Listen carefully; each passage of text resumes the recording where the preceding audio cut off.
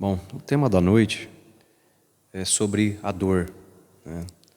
Acho que é um tema que todos nós aqui podemos dar um depoimento sobre, né? A dor, ela nivela as pessoas, assim como a morte, né? Então, qualquer pessoa que perde o ente querido, seja ela a religião que for, seja ela o partido, o time de futebol, ela sente igual, né? Agora, o que difere em relação à dor é a forma de sofrer, o desespero que se tem mediante a dor. E isso nós temos condição de definir. Agora, a dor, todos nós estamos sujeitos a ela, né? Um dia ou outro, num momento, numa situação ou noutra, nós somos visitados pela dor. Então eu trouxe um texto com um comentário de Kardec para que a gente pudesse explanar um pouco sobre esse assunto. O sofrimento é a forma que expressamos a dor que sentimos. Pessoas podem sofrer das mesmas dores diante das situações, mas o sofrimento pelo que passam pode ser muito distinto. Então é como que eu disse, a dor pode ser a mesma. Agora o sofrimento varia de criatura para criatura. Agora vamos ver o que faz essa diferença do sofrimento em relação à dor. Para uns é insuportável, enquanto para outros é tolerável.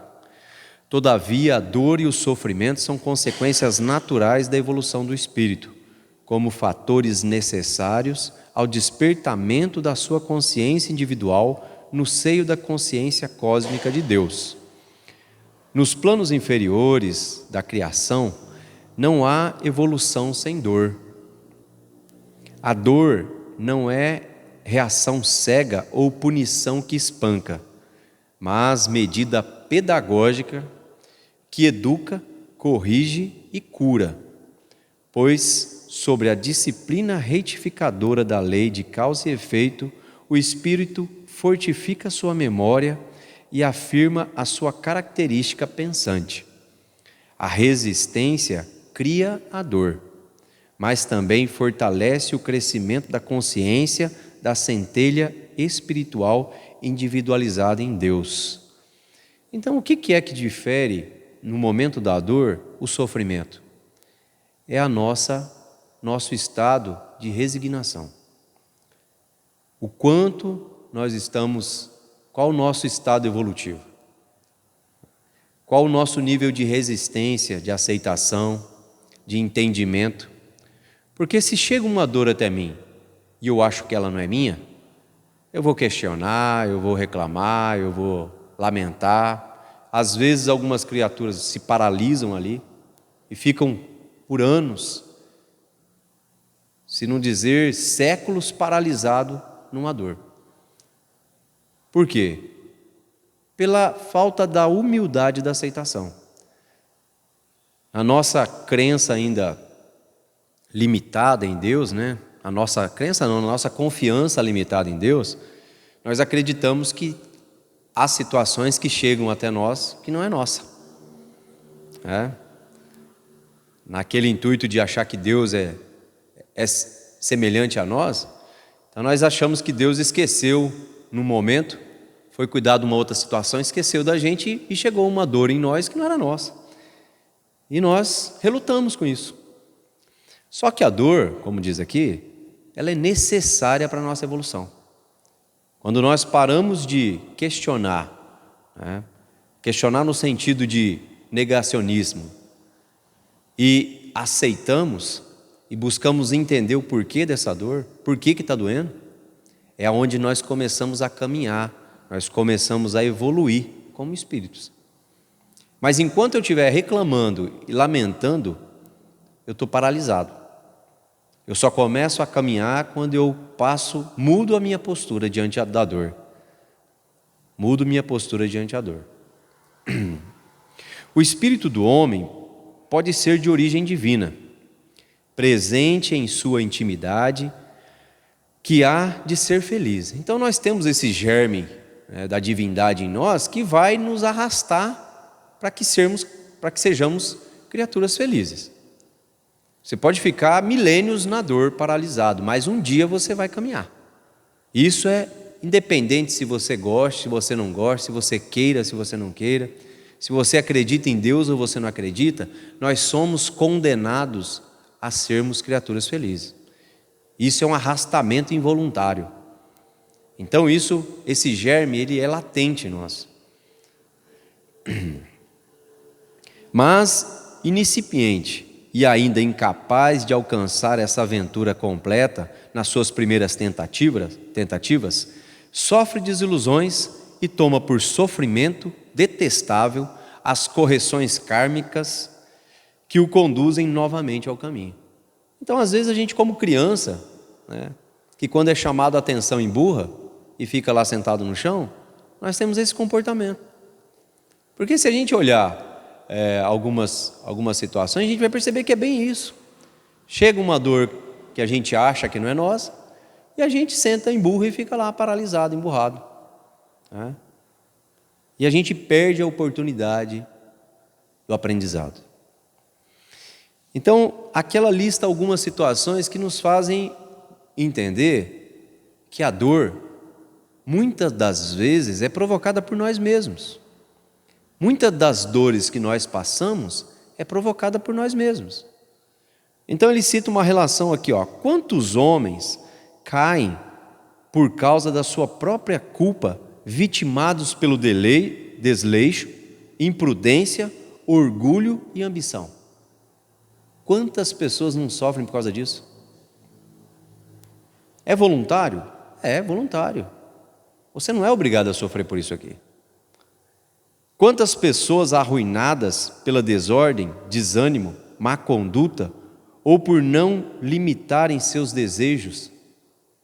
Se nós não tivermos limites nos nossos desejos, nós vamos ser um poço de sofrimento. Se nós não tivermos esse entendimento. Quantas uniões infelizes, fruto do interesse e da vaidade, e nas quais o coração não serviu para nada. Quantos casamentos são assim? A base do interesse. Gera sofrimento? Muito. Gera dor? Muita. Quem que é o culpado? Ainda vai para a conta de Deus ainda. A pessoa entra num relacionamento por interesse, não é feliz, ainda põe a culpa na conta de Deus. Né? Quantos desentendimentos e desastrosas disputas se evitariam com um pouco mais de calma?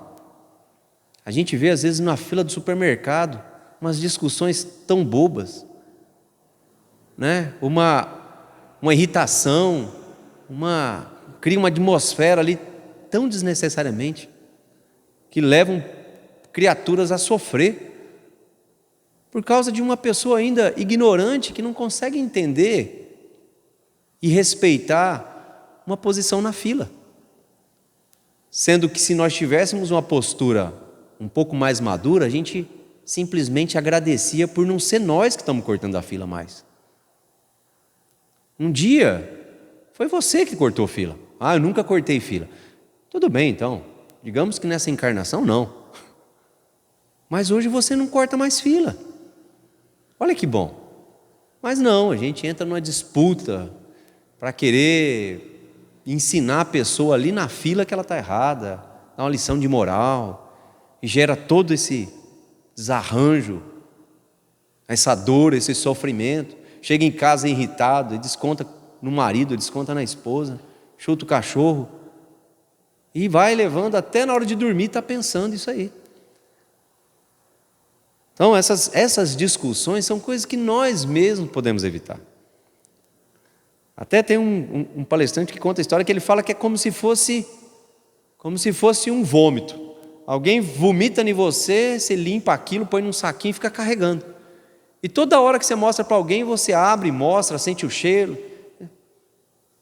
revive tudo aquilo várias e várias vezes. Você, ao invés de se limpar e seguir, não, você fica carregando. Né? Quantas doenças e enfermidades resultam da imprudência e excesso de toda ordem? Quantos excessos nós não cometemos na nossa vida? Em todos os segmentos, né? Que acabam originando dor e sofrimento através da nossa saúde, né? Quantos pais são infelizes por causa dos filhos, porque não combateram neles, desde pequenininhos, a manifestação das suas más tendências? Quantos, né? Hoje, como que são criados os filhos hoje? Bem diferente do nosso jeito. E graças a Deus, muitos de nós na nossa geração se salvamos. Por quê? Porque a gente foi criado diferente, uma rigidez maior, e nem por isso deixamos de amar nossos pais. Se bobear, a geração nossa ama muito mais e dá muito mais valor nos pais do que a geração de hoje, que os filhos podem fazer o que quiser. É um amor distorcido, né? De poder tudo. Ama tanto que não corrige. Ama tanto que não consegue ver as suas más tendências. E depois sofre com as consequências, né?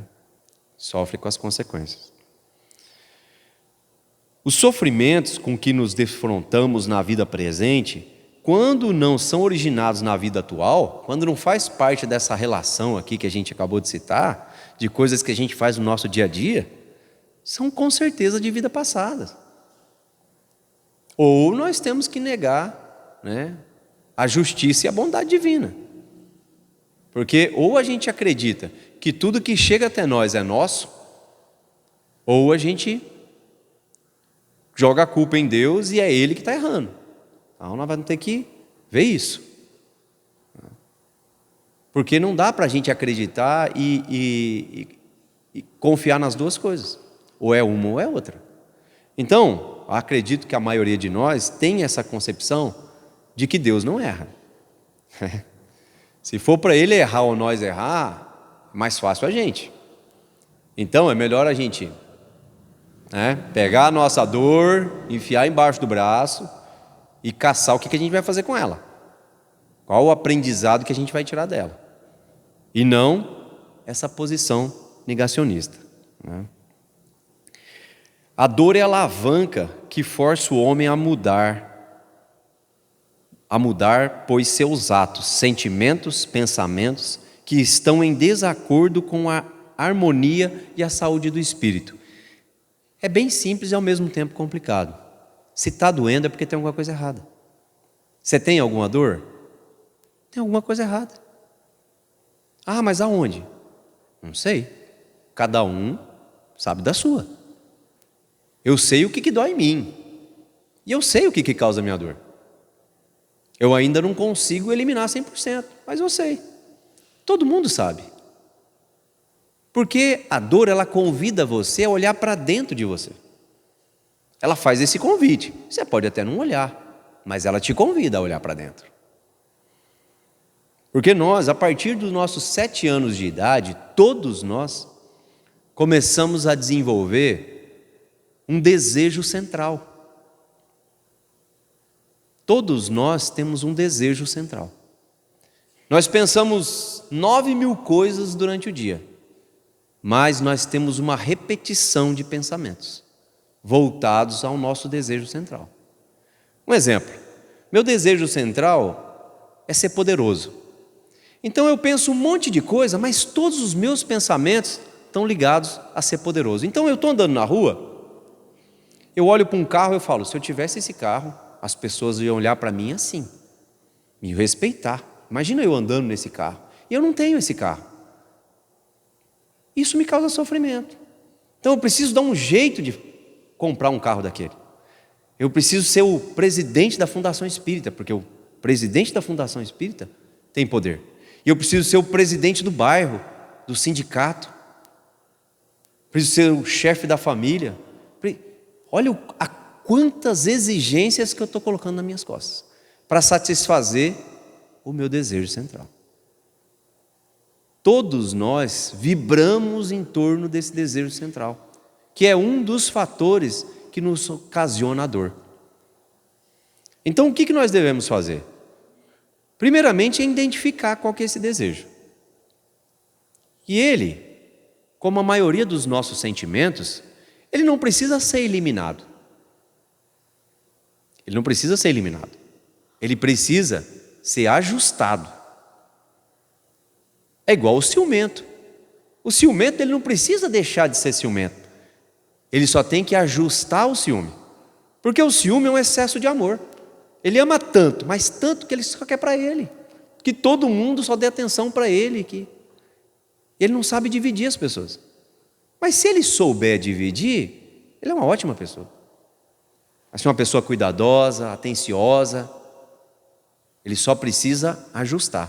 É igual ao nosso desejo central. Nós precisamos identificar porque ele é uma mola propulsora para nós. Porque se nós não tivéssemos esse desejo central e nós não sentíssemos dor, nós morávamos ainda na caverna. A gente não tinha saído de lá.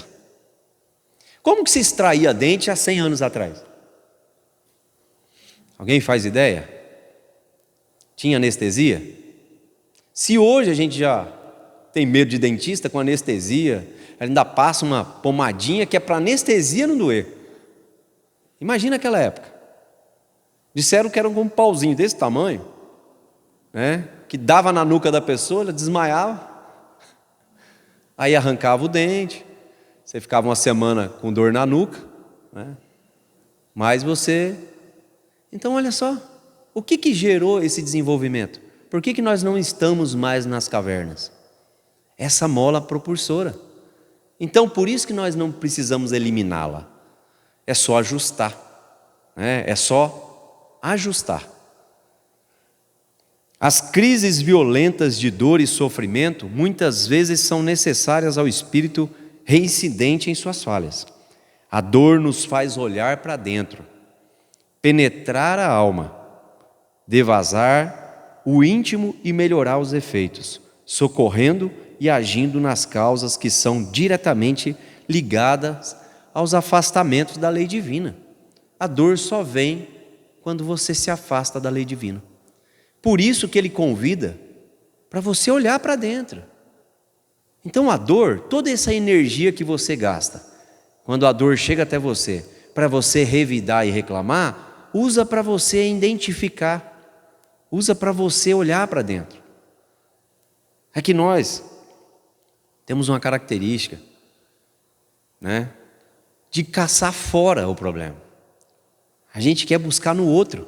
Você quer ver se você for casada. O problema é seu esposo ou sua esposa. Tudo que acontece em você, você quer colocar a culpa no outro. E para onde você tem que olhar, você não olha. Nós temos que fazer essa viagem no nosso íntimo, para fazer essas identificações. A dor física ou moral pode possuir em si alguma função positiva? Não nos seria mais conveniente a sua inexistência? Quem cria a dor? Deus ou o próprio homem? Praticamente já respondemos essa pergunta, né? Mas Kardec comenta assim: devendo o homem progredir, os males aos quais está exposto são um estimulante para o exercício da sua inteligência, de todas as suas faculdades, físicas e morais, iniciando na pesquisa dos meios para deles subtrair-se. Se não tivesse nada a temer, nenhuma necessidade o levaria à procura de meios. Seu espírito se entorpeceria na inatividade. Não inventaria nada, não descobriria nada. A dor é o aguilhão que impele o homem para a frente, no caminho do progresso. Pronto. Já com essa frase aqui, a gente já podia encerrar o estudo da noite. Né? Então, você imagina, a gente chegou hoje aqui achando que a dor era um problema. Muitos de nós vêm até uma instituição religiosa para se livrar da dor. E aí você descobre que a dor é o que te impulsiona. É a sua mola propulsora. Então, o problema não é a dor, é como nós estamos vendo a dor. Por isso que, no começo eu disse, a dor, ela é involuntária. O sofrimento e o desespero é individual. O sofrimento é individual. Tem uma história bem interessante que eu vou comentar, que é da lagosta. Todo mundo já deve ter visto uma lagosta, ou imagem na televisão, ou pessoalmente. A lagosta ela é formada de uma... A estrutura da lagosta ela é gelatinosa, ela é extremamente sensível. Então o que ela faz? Para ela sobreviver, ela cria uma casca, rígida, segura, para ela habitar nessa casca. Só que tem um problema, a lagosta cresce. E aí, o que acontece? Essa mesma casca que protege ela e dá segurança, começa a fazer o quê? Causar dor. Alguma semelhança? Será? Começa a causar dor. O que ela é obrigada a fazer? Abandonar a casca, se sentir de novo frágil, desprotegida, habitar em algum esconderijo ali no fundo do oceano e começar a fazer outra casca. Outra casca que agora consiga comportar o tamanho que ela tem. Mais para frente, o que acontece novamente? Ela começa a sentir dor de novo. Por causa que ela cresce. Então, qual que seria a solução do problema? Só a lagosta não crescer. Se nós nos referirmos a nós, qual que seria o problema? Qual que seria a solução para nós não sentir mais dor? É só a gente parar de evoluir. Então, mas eu também disse no início que nós temos uma fagulha divina em nós, que nos arrasta para a evolução, para o crescimento. Então, são duas notícias tristes que eu tenho para dar, uma para a lagosta e outra para nós. Uma que a lagosta vai ter que fazer de novo sua casca, porque ela vai crescer de novo. E nós vamos continuar sentindo dor até a gente alcançar o nosso estado evolutivo. Porque a dor é essa mola propulsora que nos faz avançar. Tem uma história também interessante que conta que um dia o cara chegou num posto de combustível para abastecer e ele desceu do carro e já escutou um cachorro chorando, uivando. Ele viu o cachorro deitado lá perto da parede do posto e o cachorro deitado em cima de umas madeiras ali e naquela choradeira e naquela gritaria. Ele abasteceu o carro, entrou lá dentro, pagou a conta, comprou uma água, saiu e o cachorro está ali naquele barulho. Ele olhou para o frentista e falou: mas, meu amigo, esse cachorro, o que tem de errado com ele? Por que ele está nessa choradeira aí? Ele falou: é porque ele está deitado ali em cima daquelas madeiras e tem um prego. E ele está deitado em cima do prego. Ele falou: mas por que esse cachorro não levanta de cima do prego então? Ele falou: porque não está doendo o suficiente para ele levantar, mas está doendo só o suficiente para ele chorar. Então, nós somos convidados a evoluir assim. Às vezes está doendo, mas não está doendo o suficiente para a gente deixar nossos vícios. Não está doendo o suficiente para mim deixar de ser fofoqueiro. Não está doendo o suficiente para mim me transformar, porque dá trabalho. Porque não é fora, é dentro. Se fosse transformar o outro, eu estava pronto. Agora tem que transformar eu. É igual aquele ditado. O cara está na reunião de motivação, fala: quem quer mudança? Todo mundo: quem quer mudar? E ninguém levantou a mão. A gente quer mudança, só que a gente não quer mudar. A gente quer ter uma vida melhor, quer parar de sofrer, quer evoluir. Mas para isso, o trabalho é dentro. Por isso que nós levamos todos esses anos. Quantos anos faz mesmo que Jesus esteve aqui? Para ensinar a lei do amor para a gente? Abre o jornal, liga a televisão para você ver o quanto ainda estamos longe da lei do amor. A gente vê crime na televisão que a gente não acredita. Só falta isso só. É só isso que falta. A felicidade está ali, na nossa frente. A gente já sabe a receita, sabe como que é. O problema é o esforço que a gente tem que fazer. Viver com prazer é o desejo de todo mundo. Todo mundo quer viver, mas com prazer. É óbvio que ninguém em sã consciência quer a dor para si e para seus amados. Mas buscar a felicidade de maneira equivocada pode provocá-la. É considerável o número de pessoas que criam para si complicados e pesados compromissos justamente por não considerarem que o aparente prazer de hoje pode se transformar posteriormente numa dor bastante prolongada. É a situação de uma união movida por interesse. É uma atitude que você vai ter agora, que você vai colher frutos por muito tempo. Né? E de todo jeito vai vir dor. Se for uma separação com um filho, gera dor. Um casamento infeliz com um filho, gera dor. Então, são atitudes às vezes equivocadas que nós tomamos, no âmbito de alcançar o prazer a qualquer custo, imediatamente, e gera mais dor e sofrimento. Na obra Ação e Reação do André Luiz, psicografada pelo Chico, ele comenta: nossas manifestações contrárias à lei divina, que é invariavelmente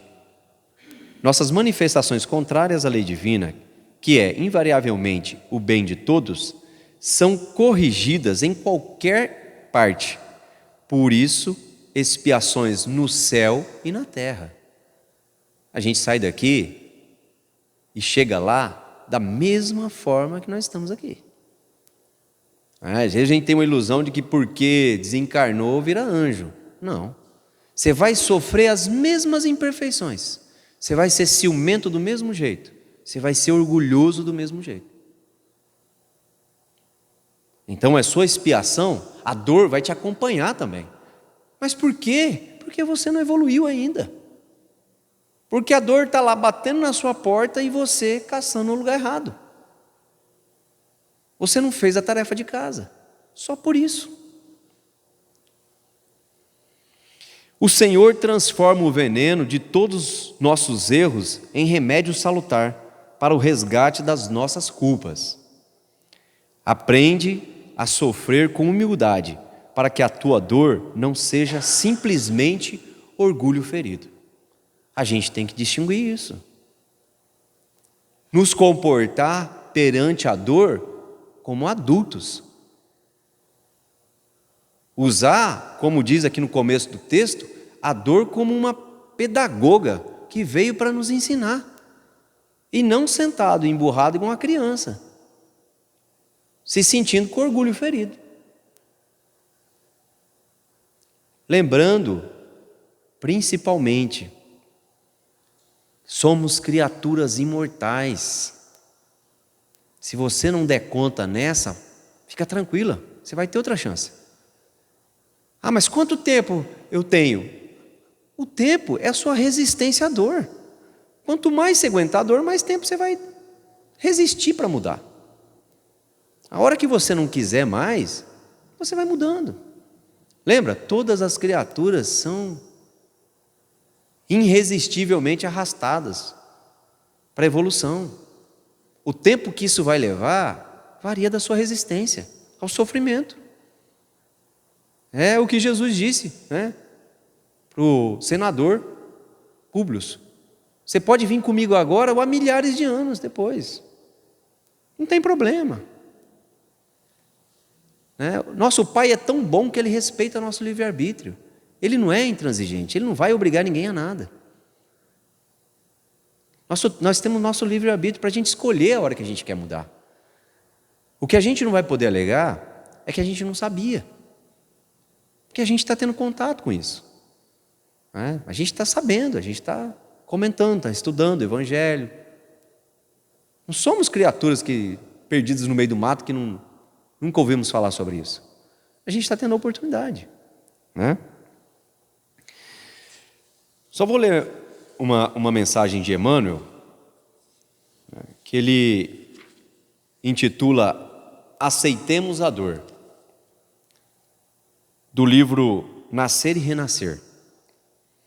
Aceitemos realmente a dor na condição de apoio celeste, com que a divina providência nos enriquece o caminho.